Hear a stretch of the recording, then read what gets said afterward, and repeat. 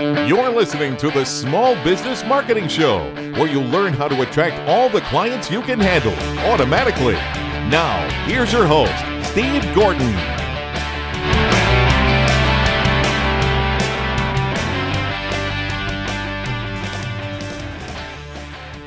Welcome to the Small Business Marketing Show. My name is Steve Gordon, and I am here this week with a really special guest all the way from the island of Malta, and extra special because this is take 2 of our interview. We've had to overcome power issues and Mediterranean storms and all kinds of fun things. And I'm here with Mathew Kimberley, who is the author of How to Get a Grip, which he bills as the last personal improvement book that you'll ever need to read. I've read it. It's hilarious. You've got to get it. He'll tell you in a few minutes how to do that. But he also works with businesses and helps them in the area of sales and marketing. And that's what we're going to be talking about today. So Mathew, welcome from the other side of the planet. Thanks for being here this morning. Thank you so much for having me, Steve. Well, I'm glad we've finally been able to connect. I know we've had some technical challenges, but we're here, and I really wanted to talk with you today about, particularly about sales, because I think you have a perspective on that I think is very refreshing. It's sort of a get to the point and get out there and make something happen approach. And we talk a lot here on the podcast about marketing and about attracting clients and all of that, but sometimes you just need to get on the phone and make it happen. And so I'd like for you to just give us a little bit, maybe quick little background on you, and then about your approach to selling. I'd absolutely love to, Steve. So I've been in sales pretty much all my professional life. In fact, even before my professional life started, when I told a little white lie about my age when I was 15 in order to be allowed to set up appointments for double glazing salesmen by telephone. I remember it was a commission-only job in my local town where I'd been juggling to make a living. I'd been juggling to earn pocket money in the street, busking. I put my hat out and I threw knives and fire and balls all around in the air in order to earn some pocket money. And it was fine, but it was manual labor, and I always, I'm lazy as they come.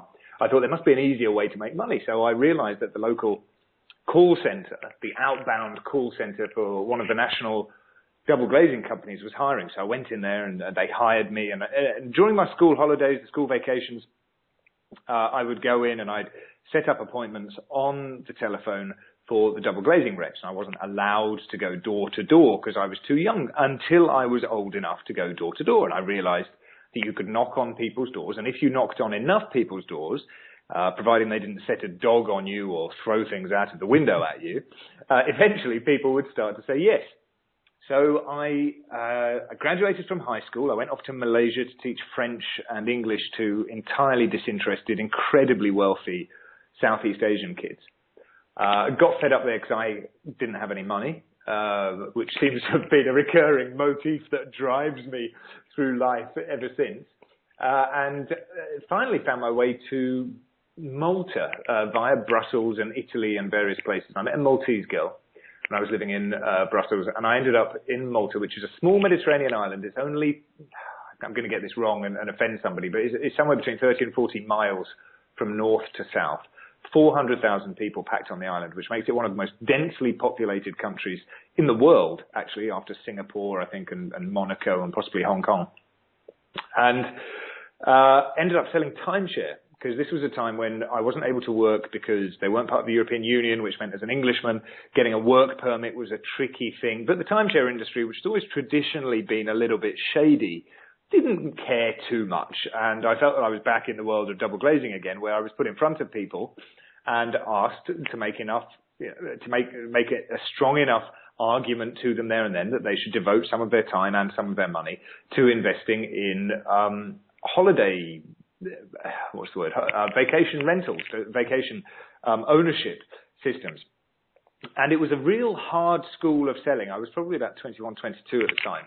And I had problems. Ultimately, after about a year, I had problems with the product that we were selling, so I left. But as a school for understanding the psychology of sales, there's really nothing better, and I learned an awful lot of advanced sales techniques and how to warm people up, how to win trust, and I think possibly even some cheats, and I mean that in the worst possible word, the worst possible way, how you can almost trick people into trusting you. And so I was having this moral dilemma. I thought, love selling, not sure about the product, not sure about the process. How can we change that? And luckily, fate intervened.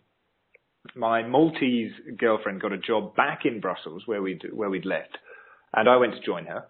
And after a few stints working in bars, which I also think is an exceptional sales training, particularly for building relationships and understanding what people want, I started working in recruitment services, so selling corporate solutions to multinational companies. We were selling IT staffing services, headhunting, recruitment, procurement services, which was a cold calling job.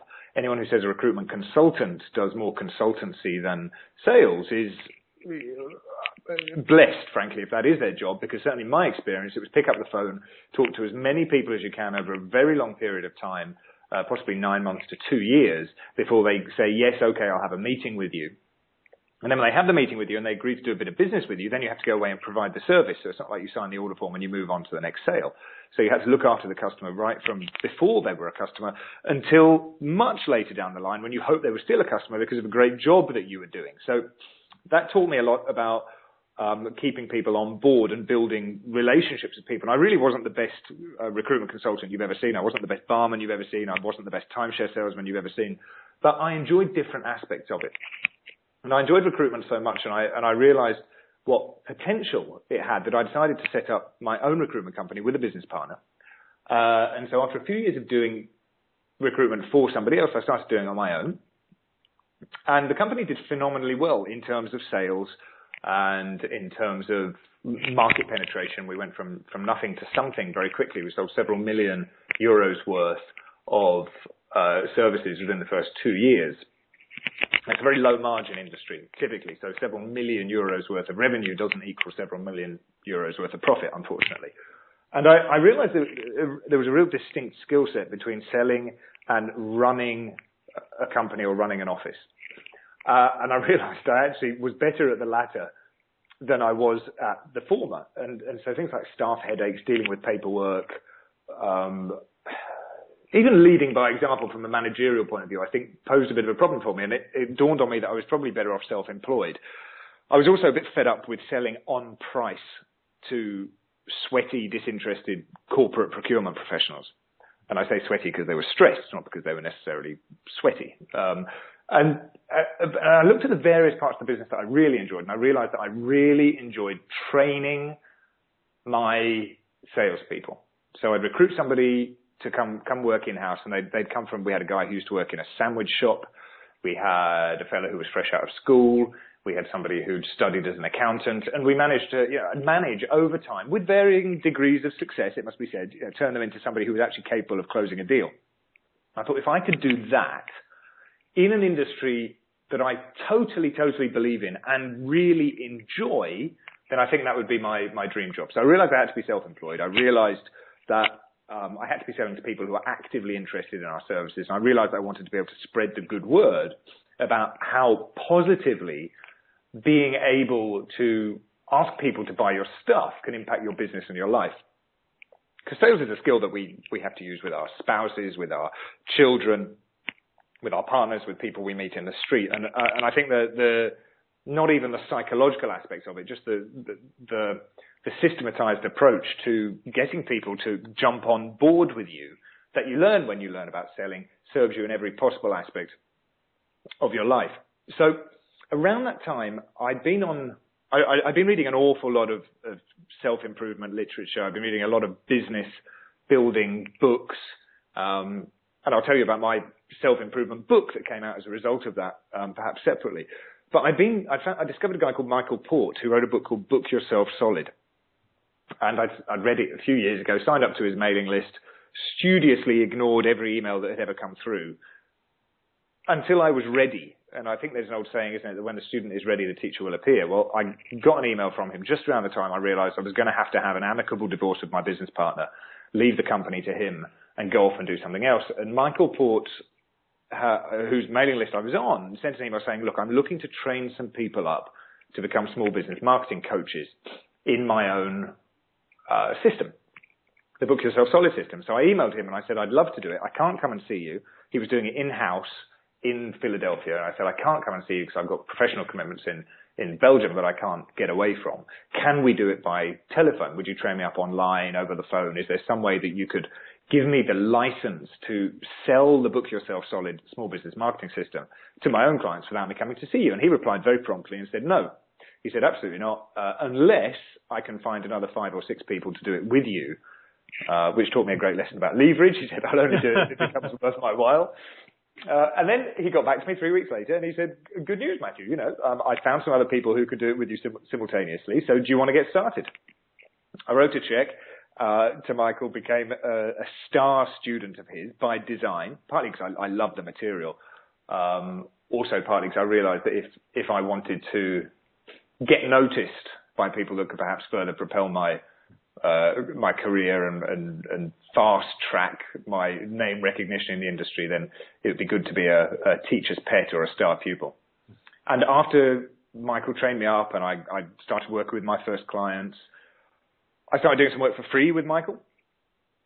He'd say, can you help me run one of these online programs? Would you mind being an assistant coach in one of these things? And I always volunteered. I always stuck my hand up until eventually he said, look, Mathew, I really would like to bring you on as the head of Book Yourself Solid School of Coach Training, which is how his training program evolved.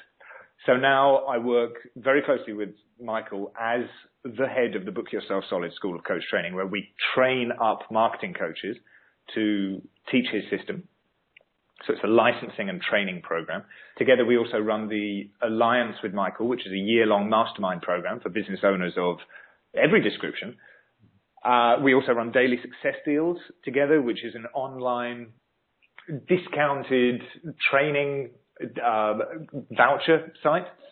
And I work with my own clients here in Malta. Well, I had 1.5 clients here in Malta, and the rest of the time I spend looking after my clients one-to-one worldwide. And I work with clients in Tallahassee, I work with clients in Tokyo, in Australia, in the UK, and that's my story.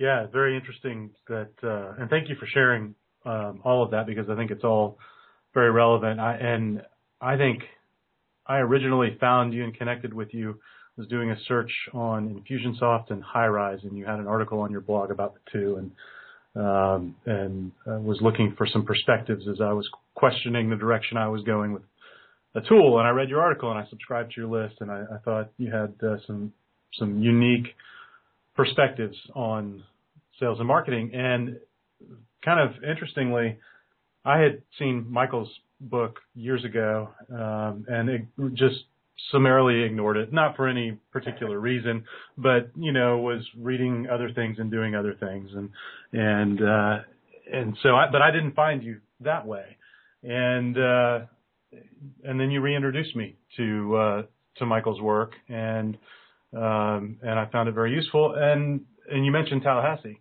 which is where I'm located, and I happened to run across someone who is, I think, in the Alliance program or in the School of Coaches.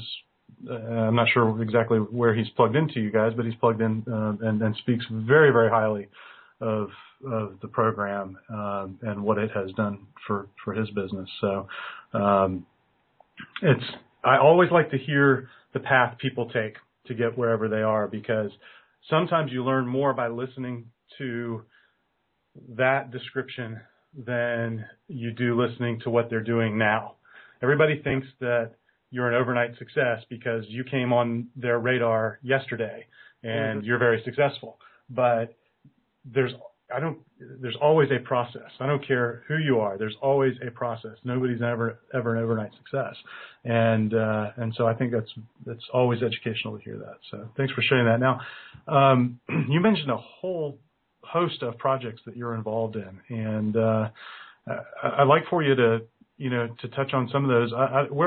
Where would you like to start? Because you've got your fingers in so many different things, and I think it's just very interesting when I come across people who are who are doing so many different things simultaneously, because most of us can't do one thing at a high level, but you're doing a lot of things at a very high level. I'm doing a lot of things, Steve. I don't know if they're at a very high level.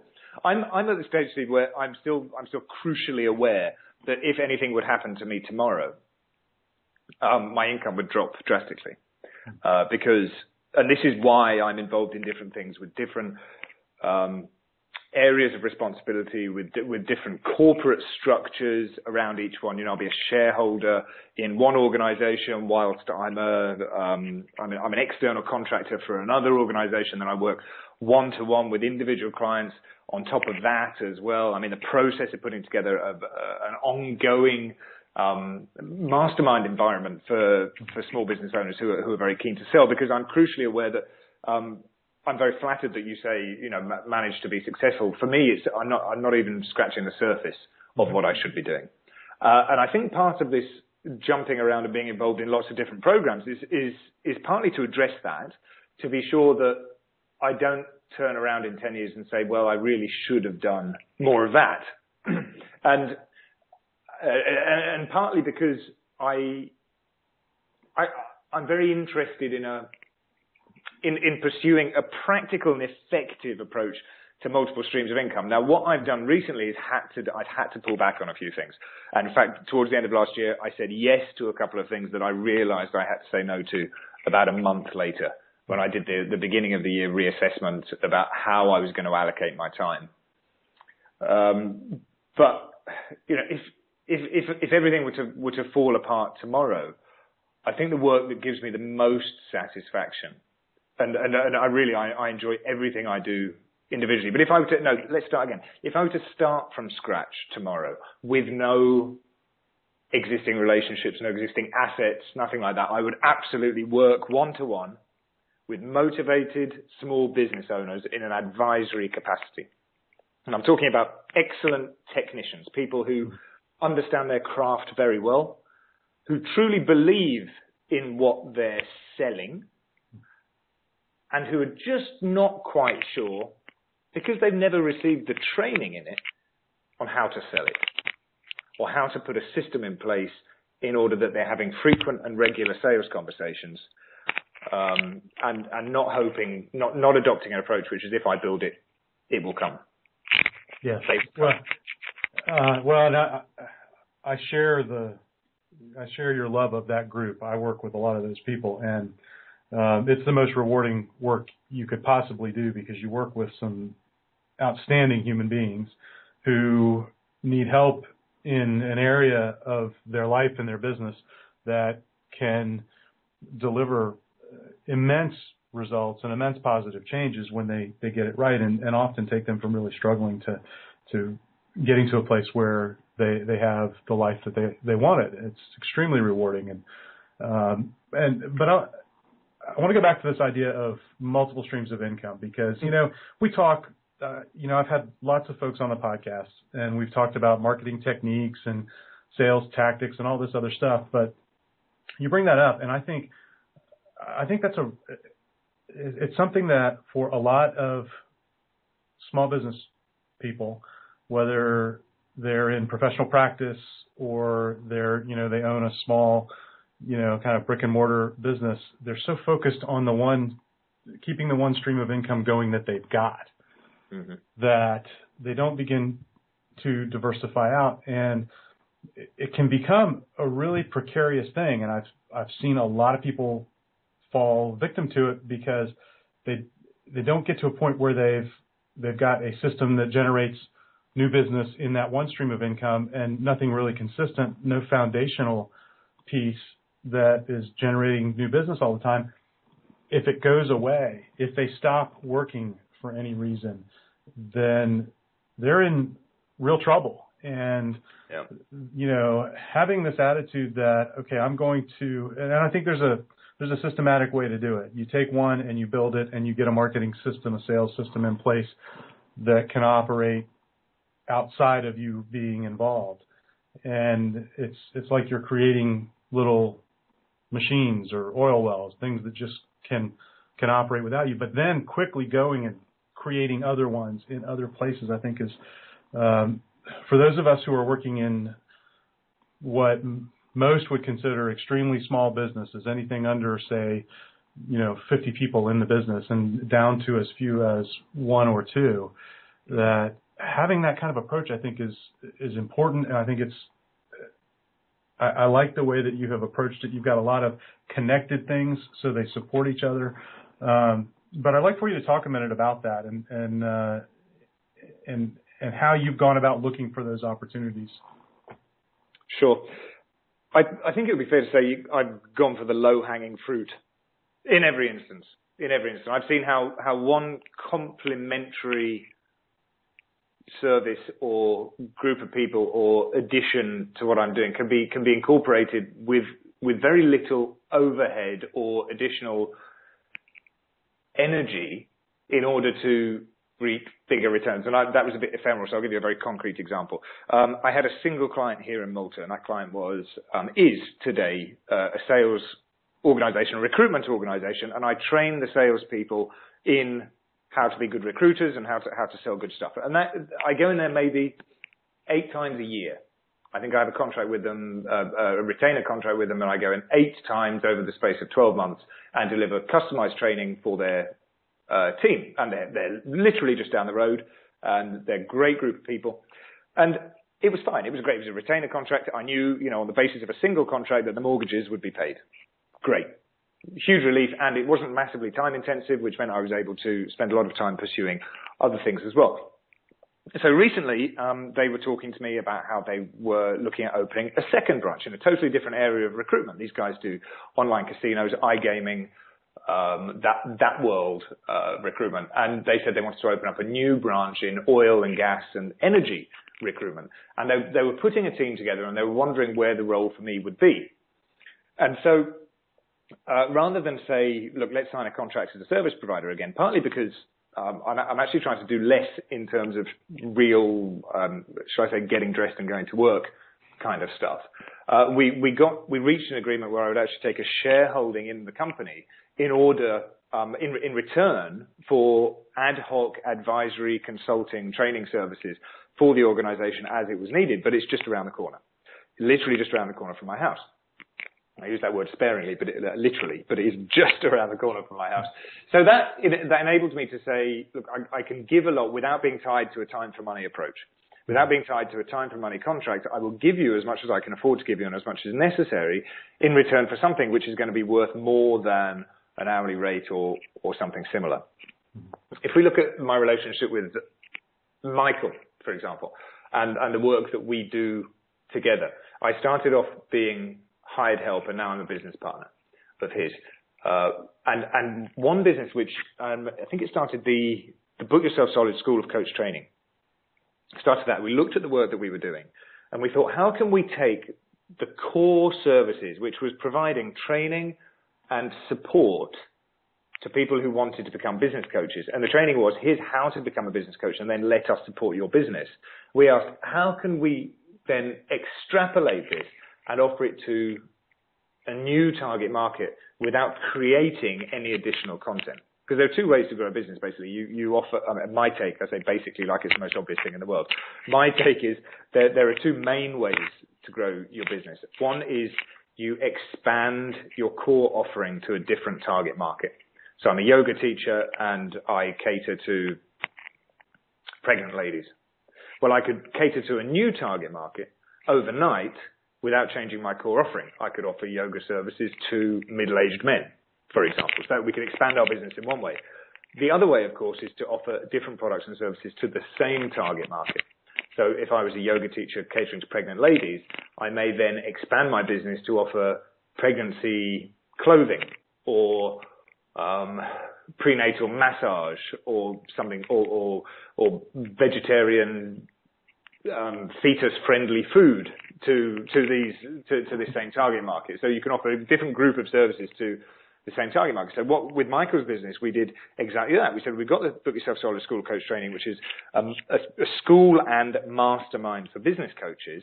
How could we expand that in a way that made sense to offer an extra source of income and but at the same time without having to double down and reinvent the wheel again. And we thought, well, at the moment we're offering a mastermind support group to business coaches. Let's expand it to a larger target market. So now it is open for service providers. It's not called a School of Coach Training. It's called The Alliance, specifically The Alliance with Michael.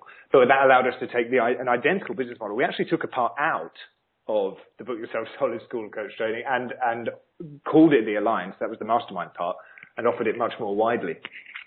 Another very simple example of Daily Success Deals. Daily Success Deals is a site that has sputtered and started from when it was founded, with different levels of success over the months that it's been running. But the whole premise, and we're still working very hard on that, and we're looking. It's becoming an absolute joy to operate now that we finally allocated enough time and developed a system to make it happen. But we thought, what do we have, and how can we turn that into a source of income? So what we have is relationships with people who create information products. So how could we, in a systematized way, turn that into an extra stream of income? How can we give them something in order that everybody can benefit? And we came up with Daily Success Deals. And that was really taking something that we already had, scratching our heads and saying, how would we go about turning this into something that benefits everybody, us included? Well, a couple of things strike me as you describe that. First, you talk about target market, and the way that you described it is perfect. The yoga teacher who is targeting pregnant women, expectant mothers. But in my experience, there are very, very few business owners that get that dialed in. And I think that's where it becomes really difficult for people to start to see the opportunities. And it's a small shift in thinking, but what I found is that is like the hardest shift for most business owners to make, because most of us, because we don't have a way to really consistently be attracting new potential clients, we are in need most of the time. And so anybody with a heartbeat and a wallet is a real good live prospect, assuming that there's at least $1 in the wallet. And for sure, but by getting really specific now, you've got a very tailored offering. It might be that you're still offering yoga services, to people who aren't pregnant, but you've got a specific offering to that group, which makes attracting that type of client 1,000 times easier. B, now with great clarity what to offer them, because they have a specific set of needs that's different than the general crowd. And you've got something that now you can, just as you have described, you can take it, add a little bit, offer it to a different market, or add more things to that specific group because they're unique. I think I wanted to just pull that out because I think that's a really keen insight that a lot of people miss. Thank you for sharing. Well, also, of course, when you clearly identify a target market, physically, but even geographically, where to show up to sell to them. And I often use the analogy of collecting for charity. In the UK, we have chuggers on the street. These are charity muggers. They're people with clipboards and collecting pots who come up to you outside stores or in high streets and, try and get you to donate to their charity. And choosing, and if you were a chugger and your charity were Save the Whales, you'd have a lot more joy and a lot more success if you hung out outside San Diego SeaWorld than if you were hanging out in a Japanese harbor town or a Japanese fishing port. Just because by clearly identifying your target market, you know where to go. And if you are collecting money for Save the Whales, then people who've just come from watching Shamu splash around are going to be much more inclined to give you $50 or $100 than a Japanese fisherman whose entire livelihood revolves around not saving the whales. So if you can show up, if you know that your target market is pregnant ladies because you're a pregnancy yoga teacher, then it's very clear where you can find those pregnant people. You can find them in hospitals, you can find them in doulas' offices, you can find them in certain shops that cater towards people. They're going to be a certain age demographic, but you show up more than once. You show up twice, 3 times, 4 times, and you become that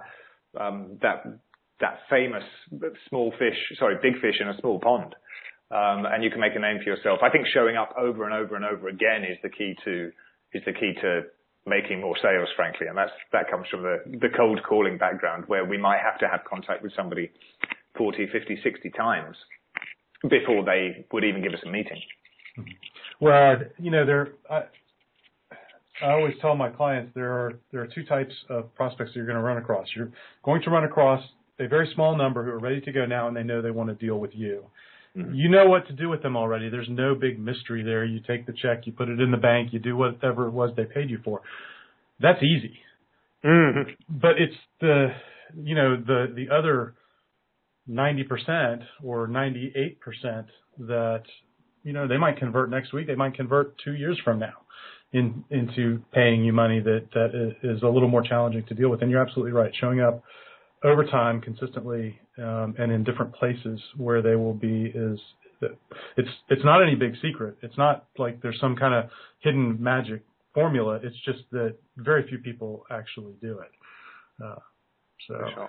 And when you show up, you don't have to ask for the sale every time you show up. No. In fact, you shouldn't ask for the sale because we're going for that low-hanging fruit. But we want to make sure that we exist enough that people think of us when they eventually need us. Certainly. And I'm not a fan of uncovering and exacerbating pain, which is something you hear a lot of sales trainers teach. You've got to discover your prospect's pain and then amplify it as much as you can by rubbing salt in the wound or by creating a sense of fear. I say, that sounds like far too much hard work. I'd rather find the people who, who was it? I'm sure you might know this, Steve, or if not somebody listening to this will, but a great copywriter said if he had a load of hot dogs to sell, the quickest way to sell them would be to find a crowd of very hungry people. Absolutely. Yeah. And let's look for the hungry people, but let's show up with our hot dog card. Right. Well, and the whole idea of uncovering pain, certainly you want to know what the pain is. And because if you're not communicating with them about that pain, so if you've got the hot dogs, you need to know that there's a hungry crowd that wants the hot dogs.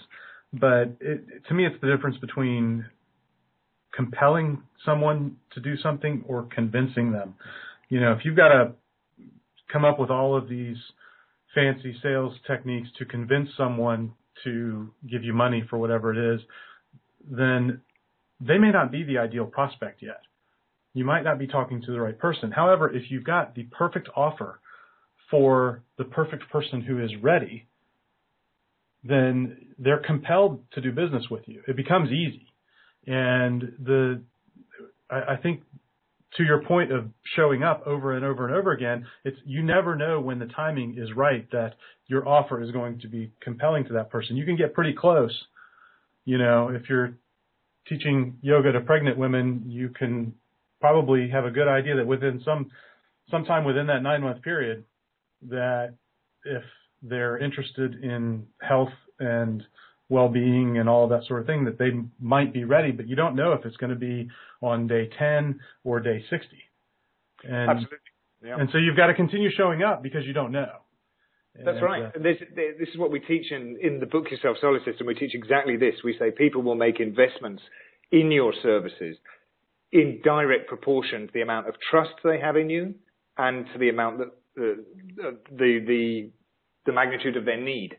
So this is why we encourage that everybody who studies the Book Yourself Solar System has what we call a sales cycle in place. And this is a bit like a sales funnel, only we believe the sales funnel actually looks a little bit more like a carousel, where you always have various offers in place, offers that suit people, depending on how much trust they have in you and how much they want and need what you have to offer. So there'll be some people you come across that will never need your services, and that's absolutely fine.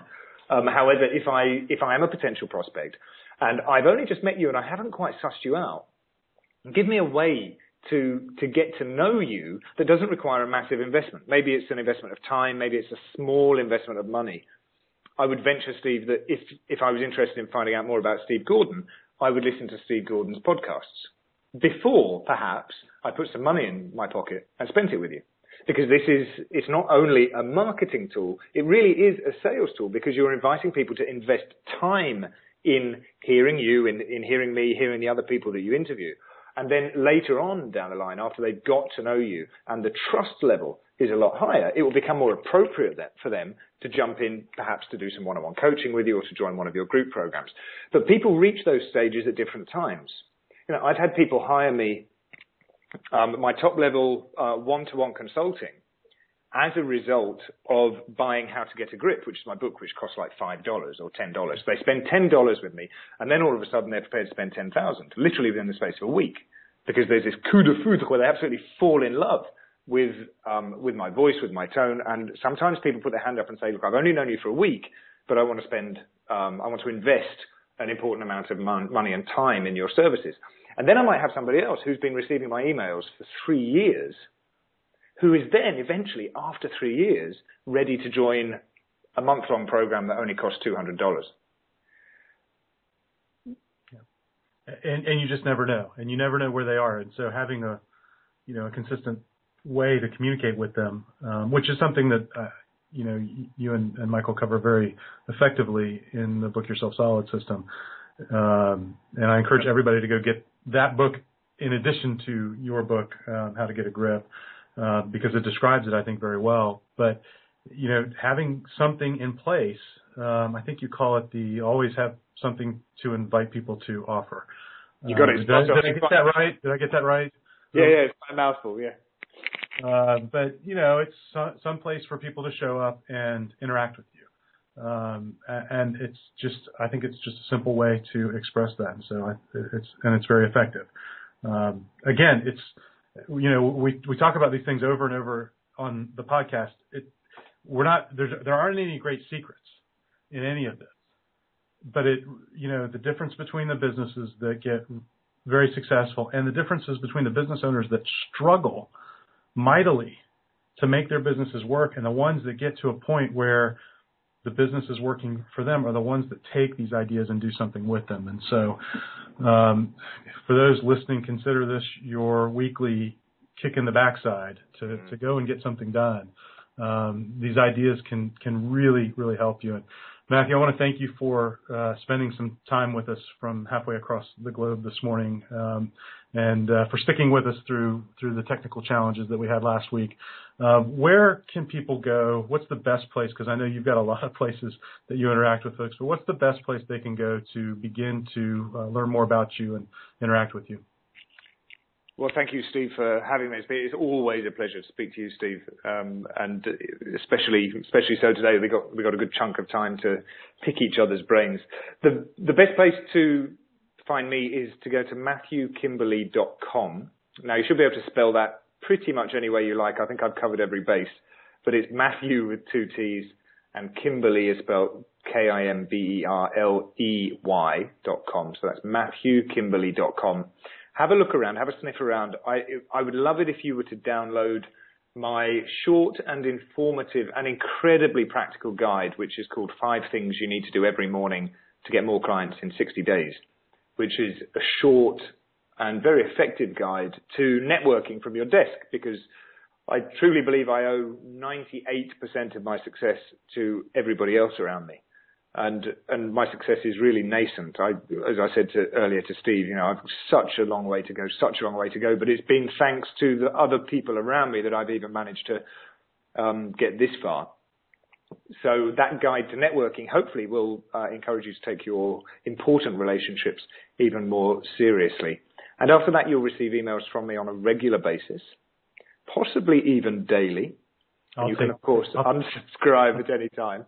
I'll take the blame for those. And that's absolutely the fault of Steve Gordon, who suggested that would be a good thing to do. And you know what? It really is. And of course, you can unsubscribe at any time if you wish. And I would encourage you not to, but if it's not a right match for you, then that's okay. MathewKimberley.com is the best place to go. Good. Perfect. Well, if you're listening to this, you need to go there right now. The guide is outstanding. I have on my iPad a short list of things that I review fairly regularly, and that's one of about 7 reports and checklists and things that I look at it about once a month and it's a good reminder of the things that I need to be doing. And so I think I recommend everybody go get it and get the book. It's number one, Matthew. The book is hilarious. I laughed all the way through it, and I think it is also very much on point in terms of how to move yourself forward. So well done on the book as well. Thank you. And that's How to Get a Grip, which you can find on Amazon. You can also go to howtogetagrip.com, or you can go to Amazon, look at How to Get a Grip. That's available for the Kindle and also in paperback. Perfect. Well, thank you for spending a little bit of time with me this morning. This has been a lot of fun, and you've shared some great stuff. Thank you, Steve. Take care.